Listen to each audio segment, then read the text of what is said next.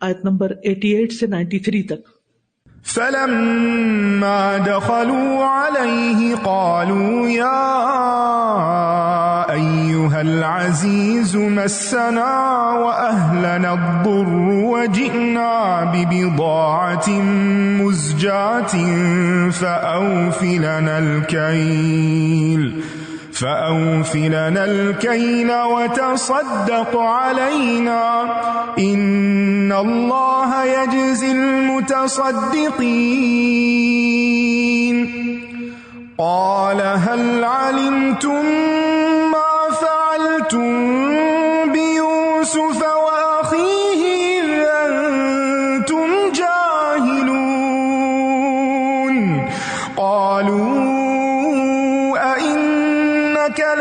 لأنت يوسف قال أنا يوسف وهذا أخي قد من الله علينا إنه من يتق ويصبر فإن الله لا يضيع أجر المحسنين. قالوا تالله لقد آثرك الله علينا وإن كنا لخاطئين.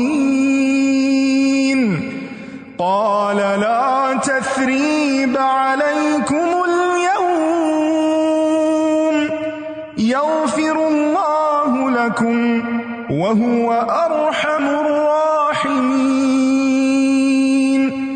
اذهبوا بقميصي هذا فألقوه على وجه أبي يأت بصيرا وأتوني بأهلكم أجمعين. پھر جب وہ یوسف کے پاس داخل ہوئے کہنے لگے اے عزیز ہمیں اور ہمارے گھر والوں کو تکلیف پہنچی ہے اور ہم معمولی سرمایہ لائے ہیں، بس آپ ہمیں غلے کا پورا پورا پیمانہ بھر دیجئے اور ہم پر صدقہ کیجئے، بے شک اللہ صدقہ کرنے والوں کو اچھا بدلہ دیتا ہے. اس نے کہا کیا تم جانتے ہو جب تم نادان تھے تو تم نے یوسف اور اس کے بھائی کے ساتھ کیا سلوک کیا تھا؟ انہوں نے کہا کیا واقعی تم یوسف ہو؟ اس نے کہا میں ہی یوسف ہوں اور یہ میرا بھائی ہے. یقیناً اللہ نے ہم پر احسان کیا ہے، بے شک جو تقوی اختیار کرے اور صبر کرے تو یقیناً اللہ احسان کرنے والوں کا اجر ضائع نہیں کرتا. انہوں نے کہا اللہ کی قسم یقیناً اللہ نے تجھے ہم پر ترجیح دی ہے اور بے شک ہم ہی خطا کار تھے. اس نے کہا آج تم پر کوئی ملامت نہیں، اللہ تمہاری بخشش فرما دے اور وہ رحم کرنے والوں میں سب سے زیادہ رحم کرنے والا ہے. میری یہ قمیص لے جاؤ اور اسے میرے والد کے چہرے پہ ڈال دو، وہ دیکھنے لگے گا، اور اپنے سب گھر والوں کو میرے پاس لے آؤ. اب یہ تیسری بار آ رہے ہیں غلہ لینے کے لیے اور بھائیوں کو ڈھونڈنے کے لیے. فلما دخلوا علیہ، اب پھر عزیز مصر کے پاس آتے ہیں کیونکہ یوسف علیہ السلام اس وقت یہ سارا انتظام سنبھالے ہوئے تھے.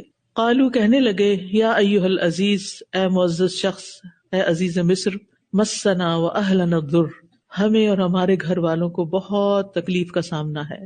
وجئنا ببضاعۃ مزجاۃ، اور اس دفعہ تو ہم بہت تھوڑے سے پیسے لے کر آئے ہیں، ہمارے پاس اب تو سرمایہ بھی نہیں رہا. فاوفی لنا الکیل، لیکن تم ہمیں غلہ کم نہیں دینا، کیونکہ محسن سمجھتے تھے نا. تو یوسف علیہ السلام کے سامنے اتنی عاجزی سے بات کر رہے ہیں. وتصدق علینا، اللہ اکبر، کہاں آ پہنچے، ہم پر صدقہ کرنا. ان اللہ یجزی المتصدقین، اللہ صدقہ کرنے والوں کو بڑا بدلہ دیتا ہے. سبحان اللہ، جس کے خلاف سازش کی اور اس کو کنویں میں پھینکا وہ آج بادشاہ بنا ہوا ہے، اور جو اپنے آپ کو کہتے تھے نحن عصبہ، ہم تو ایک جتھا ہیں، وہ آج صدقے کے لیے ہاتھ پھیلا رہے ہیں. بری چال چلنا چلنے والے کے خلاف ہی جاتا ہے، اس لیے کبھی کسی کے خلاف بری چال نہ چلیں، دوسروں پر احسان کریں، اچھا کریں. لیکن اگر اللہ نے آپ کو کوئی طاقت دی ہے، پاور دی ہے، کوئی اتھارٹی دی ہے، وسائل دیے ہیں، تو لوگوں کو حقیر نہ سمجھیں، انہیں ذلیل نہ کریں، ان کو تانے نہ دیں، ان کو برا نہ سمجھیں. کچھ پتہ نہیں، وقت ایک سا نہیں رہتا، وقت تبدیل ہو جاتا ہے. اب دیکھیں ایک دن بھی کیسے ایک سورج نکلتا ہے، پھر نروج پہ پہنچتا ہے، پھر وہاں پہنچ کر کہاں جاتا ہے، نیچے آتا ہے، پھر زوال ہوتا ہے. ایسے ہی ہماری زندگیوں کا بھی عروج اور زوال ہوتا ہے، ایسے ہی ہمارے روزمرہ کے حالات بدل جاتے ہیں. یہ جو کچھ اس وقت ہمیں ملا ہوا نا، یہ ہمیشہ کے لیے نہیں ہے. ہم خود سب اس دنیا سے جانے والے ہیں، تو کیا یادیں چھوڑ کے جائیں گے اور کیا اپنے ساتھ آگے لے جائیں گے، یہ میٹر کرتا ہے۔ تو بہرحال سبق یہی ملتا ہے کہ اللہ مظلوم کی مدد کرتا ہے، چاہے ایک مدت بعد ہی کیوں نہ ہو۔ اگر کوئی بھی آپ پہ ظلم کر رہا ہے نا، کسی بھی طرح کا، چاہے وہ کوئی شوہر ہے، چاہے وہ ماں باپ ہے، چاہے وہ کوئی اتھارٹی ہے، کوئی بھی، تو وہ ظلم ہمیشہ نہیں باقی رہے گا، وہ ایک دن ختم ہوگا۔ وہ جلدی بھی وقت آ سکتا ہے اور وہ دیر سے بھی آ سکتا ہے، وہ ختم ہوگا۔ اس وقت تک صبر کیجئے، دوا کیجئے، دعا کیجئے، توکل کیجئے، اللہ سبحانہ تعالیٰ کی طرف رجوع کیجئے۔ اللہ نے اس مشکل میں ڈالا ہی اس لیے آپ کو ہے تاکہ آپ اللہ کے بن جائیں، اللہ کے لیے مخلص ہو جائیں، اللہ کے دین کے لیے مخلص ہو جائیں، آخرت کو ترجیح دیں۔ آپ سوچیں کہ اگر ہم سب کے لیے دنیا ہی جنت بن جاتی تو ہم میں سے پھر آخرت کی جنت کی کون خواہش رکھتا؟ آخرت کی جنت کی بھی کوئی خواہش نہ رکھتا پھر۔ تو یوسف علیہ السلام کے وہ بھائی جنہوں نے ان کے خلاف اتنی خطرناک چال چلی اور سازشیں کی، وہ اب ان کے پاس مانگنے کے لیے آئے کھڑے ہیں کہ ہمیں فاقہ لاحق ہو گیا ہے، ہم بڑی تکلیف میں ہیں، ہم پہ صدقہ کریں، اور پھر اللہ صدقہ کرنے والوں کو بدلہ دے گا۔ یعنی کتنی بیچارگی کا اظہار ہو رہا ہے۔ قال هل علمتم، اب یہ ہے وہ وقت جس کا انتظار کیا تھا یوسف علیہ السلام نے، حقیقت بیان کرنے کا، وہ راز کھولنے کا کہ جو اب تک راز تھا۔ قال هل علمتم، اتنا خوبصورت سٹائل ہے یہ بتانے کا، سوالیہ انداز ہے۔ قال هل علمتم، کہنے کہ تمہیں معلوم ہے، تمہیں کچھ پتا ہے، ما فعلتم بیوسف، کچھ جانتے ہو تم نے یوسف کے ساتھ کیا کیا تھا، کچھ یاد ہے تمہیں، واخیہ، اور اس کے بھائی کے ساتھ کیا کیا، اذ انتم جاہلون، پھر بینیفٹ آف ڈاؤٹ دیتے ہیں، جب تم لا علم تھے، جاہل تھے، تمہیں پتا نہیں تھا اس لیے تم نے یہ کیا۔ بلیم نہیں کرتے، اللہ اکبر، تانا نہیں دیتے، یہ نہیں کہا یاد ہے تمہیں کیا کیا تھا تم نے میرے ساتھ، کیا کیا تھا، نہیں، کیا تمہیں معلوم ہے جو تم نے یوسف کے ساتھ کیا اور اس کے بھائی کے ساتھ جب کہ تم لا علم تھے، تمہیں پتا نہیں تھا۔ یعنی اتنی نرمی ہے کلام میں، ایسی خیر خواہی ہے ان کی نصیحت میں، یعنی ناراضگی کا اظہار نہیں کیا۔ کتنی تکلیفیں اٹھائیں یوسف علیہ السلام نے، باپ سے جدائی، وطن سے جدائی، کنویں میں پھینکے گئے، عزیز مصر کے پاس بک گئے، غلامی اختیار کی، عورت کے فتنے میں ڈال دیا گیا، پھر اس کے بعد جیل میں ڈال دیے گئے، کیسی کیسی مشقت، سال ہر سال گزر گئے، اور جب مجرم سامنے آئے تو اتنے پیار سے بات کی، اتنی نرمی سے۔ پیغمبر ایسے ہی ہوتے ہیں، جو ان سے ناراضگی کا بھی تھوڑا سا اظہار کیا انڈائریکٹلی تو ان کے لیے عذر بھی ساتھ ہی ڈھونڈ دیا۔ اذ انتم جاہلون، تمہیں پتا نہیں تھا نا، یعنی بھائیوں کے حسد کینے کو جہالت سے تعبیر کیا، کیونکہ جو محسن ہوتا ہے نا وہ دوسروں کی غلطیوں کا عذر تلاش کرتا ہے، یہ بات سمجھنے کی ہے۔ پھر دہراتی ہوں اور آپ غور کیجیے اس جملے پر، جو محسن ہوتا ہے وہ دوسروں کی غلطیوں کا عذر تلاش کرتا ہے۔ کیسے؟ جب مثلا بچے سے کوئی غلطی ہوگی تو وہ اس کی وجہ ڈھونڈے گا کہ وجہ کیا بنی کہ اس نے یہ کیا۔ مثلا کوئی شخص آپ پہ چلایا تو آپ کیا کریں گے؟ وجہ تلاش کریں گے، وہ یہ چلا کیوں رہا ہے، کیوں چلا رہا ہے، کیا یہ بھوکا ہے؟ بچے بعض اوقات رونا شروع کر دیتے ہیں نا، چلاتے ہیں، شور مچاتے ہیں، چیزیں پٹکتے ہیں۔ جو عقل مند ماں ہوتی ہے وہ فوراً سمجھ جاتی ہے کہ بچہ اس طرح کیوں بہیو کر رہا ہے، اور وہ وجہ تلاش کر کے، بچے خود نہیں بتاتے میں بھوک لگی ہے، وہ ان کا رویہ بتاتا ہے، تو ماں فوراً کھانے کا انتظام کرتے، آؤ میرا بچہ بیٹھو۔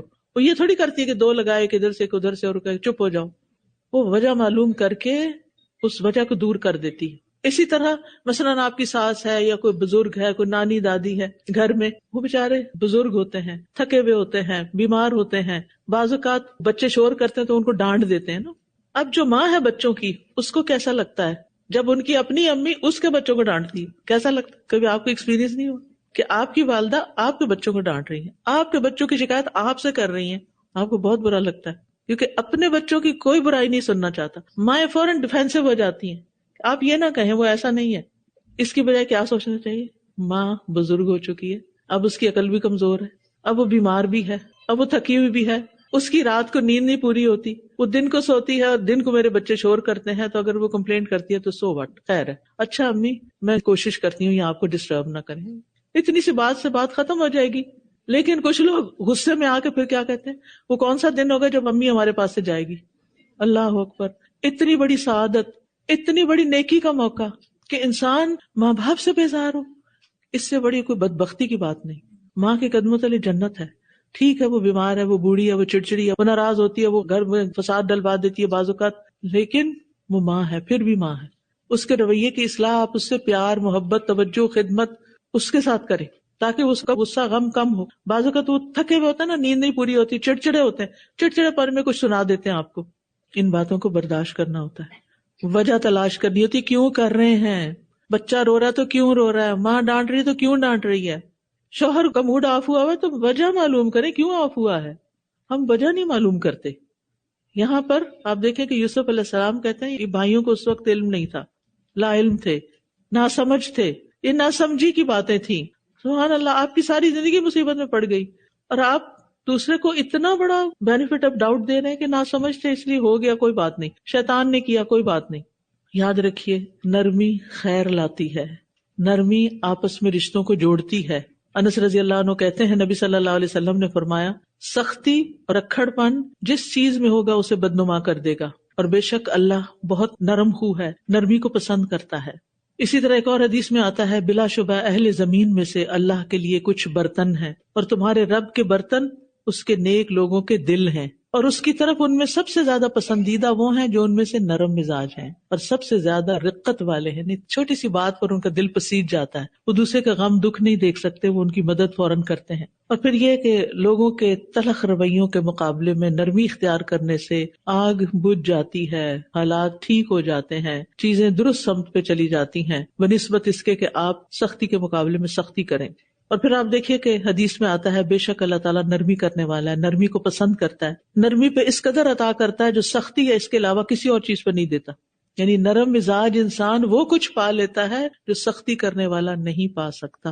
اس اصول کو یاد رکھیے، میں نہیں بتا رہی آپ کو، یہ حدیث بتا رہی ہے، اور حدیث جو ہے یہ وحی الہی سے آئی ہے. اللہ سبحانہ تعالیٰ نے نبی صلی اللہ علیہ وسلم کو بتایا تو انہوں نے پھر ہمیں بتایا. جو عمل کرے گا وہ خیر ہی خیر پائے گا، اور جو اپنی سختی کو دور نہیں کرے گا وہ مصیبت میں پڑے گا. اب بھائیوں کا ریاکشن کیا تھا؟ قالوا اِنَّكَ لَأَنْتَ یوسف، وہ حیران ہو گئے، آپ یوسف ہیں؟ قال انا یوسف، کہنے کہ ہاں میں ہی یوسف ہوں. وہذا اخی، اور یہ میرا بھائی بھی ہے. صرف اپنے پہ فوکس نہیں کروایا، ساتھ ہی بھائی کا ذکر کر دیا. قد من اللہ علینا، یقیناً اللہ نے ہم پہ بڑا احسان کیا ہے.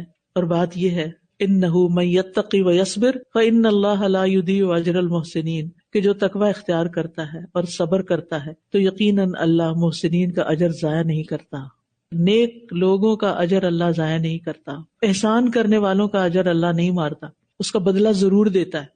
یہاں پر آپ دیکھیے یوسف علیہ السلام یہ نہیں کہتے کہ میں اس منصب پر، اس اختیار پر اپنی ذہانت کی وجہ سے پہنچا ہوں، اپنی قابلیت سے پہنچا ہوں، میں سیلف میڈ انسان ہوں، میں نے بڑی محنت کی، میں نے بڑا برداشت کیا، میں نے یہ راہیں بنائی. ایسا نہیں کہتے، کوئی ڈینگے نہیں مارتے، بلکہ کیا کہتے ہیں کہ مجھے یہ اپنی عظیم صلاحیتوں کی وجہ سے نہیں حاصل ہوا، بلکہ یہ مجھ پر کیا ہے؟ اللہ کا فضل ہے. اور اپنے فضل میں بھائی کو بھی شامل کر لیتے ہیں. ہم سب پہ اللہ کا فضل ہے. یاد رکھیے انسان دنیا میں کسی بھی مرتبے پہ پہنچ جائے، علم کے، عہدوں کے، مال کے، حسن کے، کسی بھی جو بھی نعمتیں دنیا میں ہیں، کبھی مغرور نہ ہو، لوگوں کو نیچے نہ دیکھے. قدرتی بات ہے نا، ایک شخص اوپر چھت پہ کھڑا ہے تو سارے نیچے نظر آئیں گے، لیکن وہ تکبر میں مبتلا نہ ہو.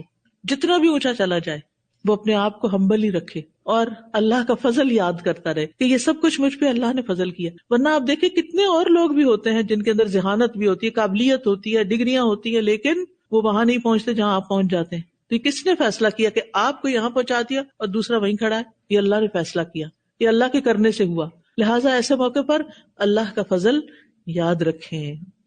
اور پھر یہ آیت تو آپ انڈر لائن کر لیں اور کہیں لکھ کے گھر میں لگا لیں کہ جو تقوی اور صبر اختیار کرے گا اللہ محسنوں کا اجر ضائع نہیں کرے گا.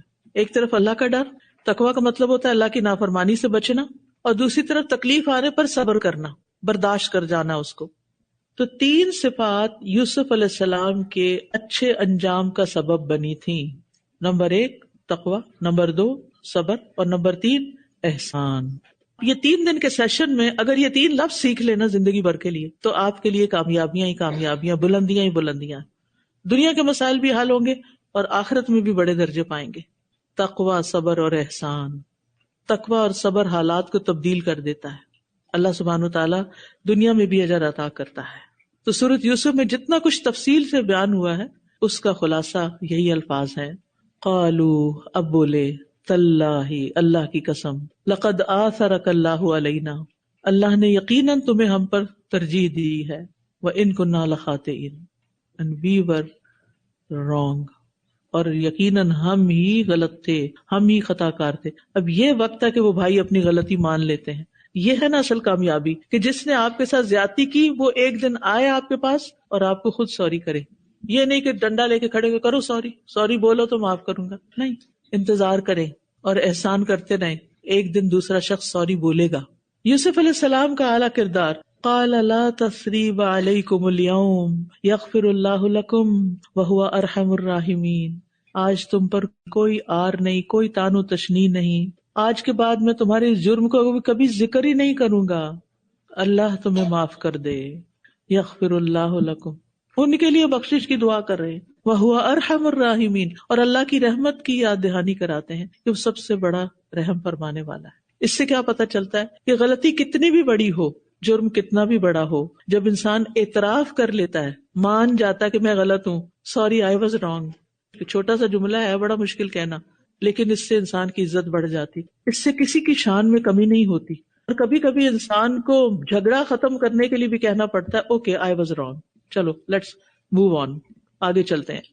تو توبہ قبول کرنے کی پہلی دہلیز یہ ہے. توبہ کا مطلب ہوتا ہے واپس آ جانا. تابہ یتوبہ کا مطلب ہوتا ہے لوٹنا، پلٹ آنا. آپ جا رہے تھے کسی غلط راستے پر، آپ کو احساس ہوا کہ آپ غلطی پر ہیں، آپ نے کیا کیا؟ Wrong exit. پھر کیا کرتے ہیں؟ آپ ڈرائیو کرتے ہوئے غلط موڑ مڑ جائیں تو کیا کرتے ہیں؟ نہیں وہ بہت خوبصورت لگ رہے ہیں درخت اور بڑا پیارا پارک ہے کوئی آگے، چلو چلو چلتے ہیں، ادھر ہی چلتے ہیں. بھائی جہاں آپ نے جانا ہے، جہاں آپ کی اپائنٹمنٹ ہے، اب تو $80 چارج ہوگی اگر آپ نے اپائنٹمنٹ.